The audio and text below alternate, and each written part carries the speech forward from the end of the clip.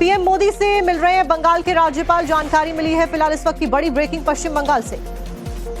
तो बंगाल के governor N Ravi पहुंचे हैं प्रधानमंत्री नरेंद्र मोदी से मिलने के लिए और हमारे वरिष्ठ सहयोगी नेशनल एडिटर अमित कुमार हमारे साथ ज्यादा जानकारी को लेकर जुड़ गए। अमित जी, जिस तरह के हालात पश्चिम बंगाल में हमने हाल में देखे, जिस तरह से वहां जो अधिकारी हैं, सरकारी अधिकारी को घेरा जा रहा है, उनकी सुरक्षा एक बड़ी चिंता की बात बन गई है। SIR को लेकर वहां तनाव पसरा हुआ है। क्या यही सब मुद्दे हैं जिनको लेकर के पश्चिम बंगाल के जो राज्यपाल हैं वो प्रधानमंत्री से मिलने आए हैं? क्या एजेंडा इस मुलाकात का रहने वाला है? जी देखिए, अभी जो संसद भवन में जो प्रधानमंत्री का जो दफ्तर है वहां पर राज्यपाल जो पश्चिम बंगाल के एन रवि वो मुलाकात कर रहे हैं और निश्चित तौर पर वहां पर जो जब मुलाकात हो रही है तो उसमें तमाम मसलों पर भी चर्चा हो रही है। लेकिन सबसे महत्वपूर्ण कि जिस तरह से मालदा में हुआ है कि SIR में जो नाम कटने वाले को लेकर जो विरोध हुआ और खास करके जो न्यायिक अधिकारी वहां पर मौजूद थे उनको जिस तरह से बंधक बना लिया गया है, तो इस तमाम मसलों को लेकर भी वहां पर चर्चा हो रही है। और जो बंगाल के पूरे हालात है, क्योंकि गवर्नर है वहां पर और इसके बाद वहां पर जो सारी चीजों को लेकर उनकी जो जानकारी है उसको साझा करेंगे। जो चुनाव का है, चुनाव ऐलान हो चुका है, तो निश्चित तौर पर वहां पर फोर्सेस जो है वो उनको भी डिप्लॉय किया गया है। लेकिन कल की जो घटना है, जिस तरह से वो घटना घटी है, निश्चित तौर पर वो थोड़ी सी चिंता वाली बात है कि अगर इस तरह से अधिकारियों पर हमले होते हैं, उनको लेकर बंधक बनाया जाता है, तो प्रधानमंत्री के साथ जो मुलाकात हो रही है राज्यपाल की, उस दौरान इन तमाम मसलों पर भी चर्चा होने की संभावना है। क्योंकि जब गवर्नर के साथ प्रधानमंत्री बैठेंगे तो निश्चित तौर पर गवर्नर वहां के हर हालात के बारे में जानकारी देंगे।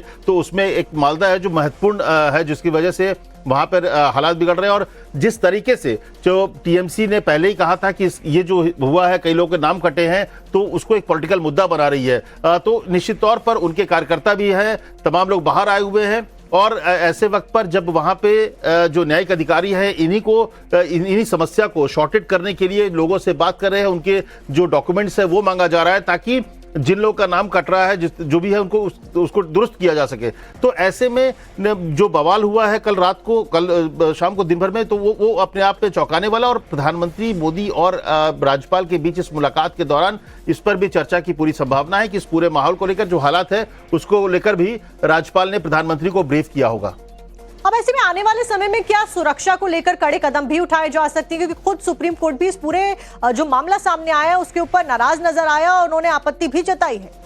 नहीं, निश्चित तौर पर देखिए, ये सुरक्षा बहुत बड़ा मसला है, जैसे गौरव ने भी बताया और पूजा ने भी बताया, क्योंकि वहां पर जो अधिकारियों की सुरक्षा सबसे महत्वपूर्ण है। क्योंकि उन्हें इसीलिए भेजा ही गया है कि वहां पर जो दिक्कतें आ रही है, लोगों की दिक्कतों को दूर करने के लिए वहां भेजा गया। और इसके बाद अगर इस तरह के हमले हो रहे हैं, अगर उनको बंधक बनाने की कोशिश की जा रही है, तो ये अपने आप में जो सुरक्षा का जो माहौल है उसको लेकर कई सवाल खड़े कर रहे हैं।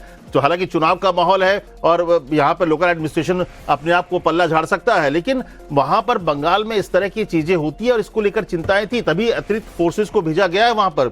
और ये चुनाव के दौरान पहले भी देखा गया, पिछले भी चुनाव में किस तरह से वहां पर हिंसा हुई थी, चुनाव के बाद भी हिंसा हुई इस बात को लेकर जिन लोगों ने TMC को वोट नहीं किया था। तो वहां पर इस हिंसा जो है वो उसको लेकर बार बार सवाल उठते हैं। बीजेपी इसको लॉ एंड ऑर्डर को एक बड़ा मसला बना रही है, लेकिन जब आप सोचिए कि वहां पर उनके जो अधिकारियों पर इस तरह के अगर हो रहे हैं, हमले हो रहे हैं या उनको बंधक बनाया जा रहा है, तो ये पूरे बंगाल के लॉ एंड ऑर्डर को लेकर बड़ी सवाल भी खड़ा हो रहा है और बड़ी चिंता भी है वहां पे जो काम कर रहे हैं उनको भी, कि इस तरह की अगर चीजें आगे होती है तो उसके लिए क्या तैयारी होगी। और हमेशा ये आरोप लगते हैं कि पश्चिम बंगाल की सरकार की शह पर वहां पश्चिम बंगाल की जो पुलिस है वो कोई एक्शन नहीं लेती। जब दिल्ली से टीमें जाती हैं, खासतौर पर सेंट्रल एजेंसियां वहां पहुंचती हैं, तो उनके ऊपर हमले पर वहां की जो पुलिस है वो चुप्पी साध रहती है। इस बीच CGI की कड़ी टिप्पणी इस मामले को लेकर सामने आई है। तो मालदा मामले से जुड़ी हुई अपडेट सामने आई है, जहां पर CGI की कड़ी टिप्पणी, हमें पता है कि ये किसकी हरकत है, CGI ने साफ तौर पर ये कह दिया है।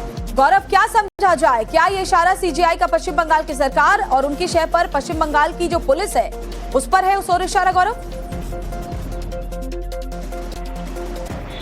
बिल्कुल, देखिए, इस मामले की जब सुनवाई हो रही थी तो चीफ जस्टिस ने कहा कि घंटों तक उन्हें जो है वो जुडिशियल ऑफिसर्स को जो है वो बंधक बना के रखा गया। और उन्होंने कहा कि मैं रात 2 बजे तक खुद इस पूरे मामले को देख रहा था, बात कर रहा था, समझ रहा था। क्योंकि देखिए, जुडिशियल ऑफिसर्स जो इस काम में लगे हैं वो डिस्ट्रिक्ट जजेस जो होते हैं, डीजे रैंक के ऑफिसर्स हैं, जिनको अलग अलग जिलों से लाया गया है और उनको एडजुडिकेशन के काम में लगाया गया है। और बाकायदा चीफ जस्टिस ऑफ इंडिया ने जब ये आदेश दिया था तब उन्होंने कलकत्ता हाईकोर्ट के चीफ जस्टिस से ये अनुरोध किया था कि चूंकि ये काम बहुत महत्वपूर्ण है और बंगाल में चुनाव होने हैं, ऐसे में वो जो बचे हुए जुडिशियल काम है, कोर्ट के काम है, वो दूसरे जगहों पर शिफ्ट कर दे। ऐसे में एक पूरा तंत्र प्रभावित हो रहा है और अब ऐसे में अगर जुडिशियल ऑफिसर्स को डराया धमकाया जाएगा तो जाहिर तौर पर सुप्रीम कोर्ट और देश के चीफ जस्टिस ऑफ इंडिया, जो देश के सबसे बड़े जज हैं, जुडिशरी के सबसे बड़े संरक्षक हैं, उनको चिंता होगी। और ऐसे में उन्होंने कहा कि मुझे पता है कि ये मिसक्रिएंट्स कौन है, वो उपद्रवी कौन है,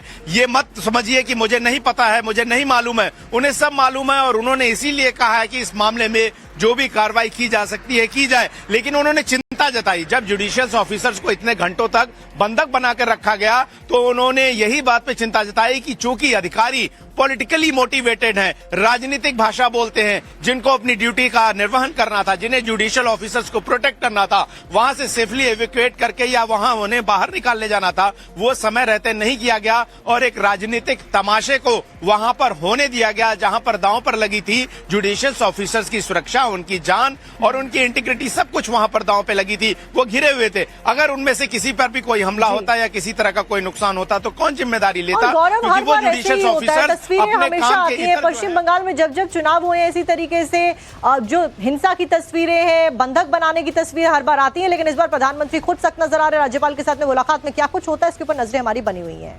आप दोनों का बहुत बहुत शुक्रिया हमसे बातचीत करने के लिए। फिलहाल रुकेंगे एक बहुत छोटी सी ब्रेक के लिए।